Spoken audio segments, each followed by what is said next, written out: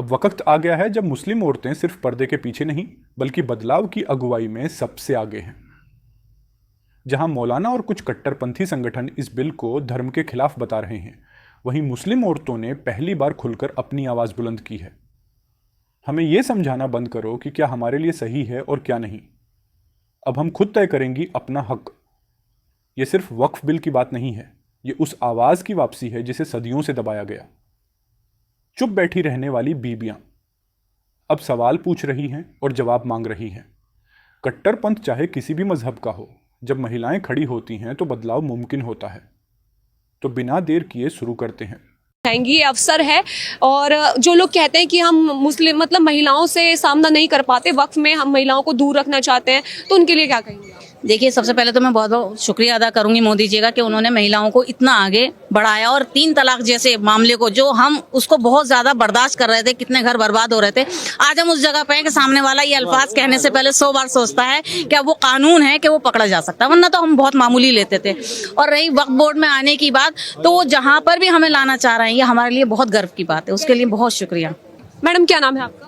सैयद निशा जाफरी। क्या कहना चाहेंगी? अमेंडमेंट हुई है और अब ये बिल के बाद कानून बन चुका है, कैसे देखती हैं आप? इससे सबसे ज्यादा फायदा जो है अब किन किन समुदाय को होगा? कि पश्मानदा की बात कर रहे हैं, सुन्नी की बात कर रहे हैं, जितने भी मुस्लिम लोग हैं उनकी बात की जा रही है। सबसे ज्यादा फायदा क्या होगा और क्यों जरूरी था ये अमेंडमेंट? देखिए, इससे जो फ़ायदा है वो तमाम मुसलमान गरीब, जो पसमानदा मजबूर गरीब, यतीम, बेवाएँ, तलाकशुदा, जो कमज़ोर परिवार हैं, उसको इससे फ़ायदा होगा, बहुत फ़ायदा होगा। और ये बनाई भी उन्हीं के लिए थी। वक्फ बिल जो बिल है, ये वक्फ बोर्ड जो है एक्चुअली में गरीब मुसलमानों के लिए था, तो उससे इसको बहुत फ़ायदा पहुंचेगा। और शुक्रिया मोदी जी का, मतलब जितना किया जाए उतना कम है। मतलब कुछ उनका ये एहसान चुकाया नहीं जा सकता।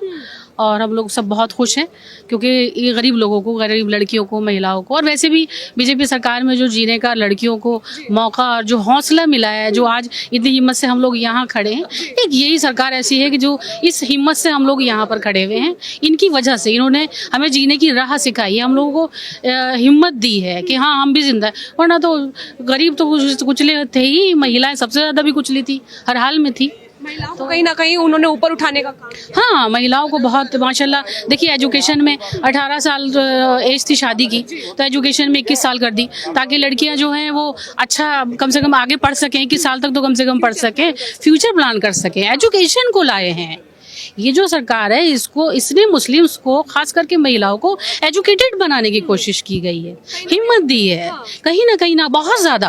वरना तो पहले, अभी आप गांव में भी जाएंगे ना, तो भी लेडीज मुस्लिम्स महिला को आप सर्वे करिए तो सबके सब में ये हमेशा ये लगेगा कि नहीं, बच्चे स्कूल पढ़े, बेटियां स्कूल, वरना तो सिवाय शादी पैदा हो गए, मर गए। जागरूक, बहुत माशाल्लाह बहुत जागरूक हैं, पूरा बहुत मुस्लिम जागरूक हो गया है।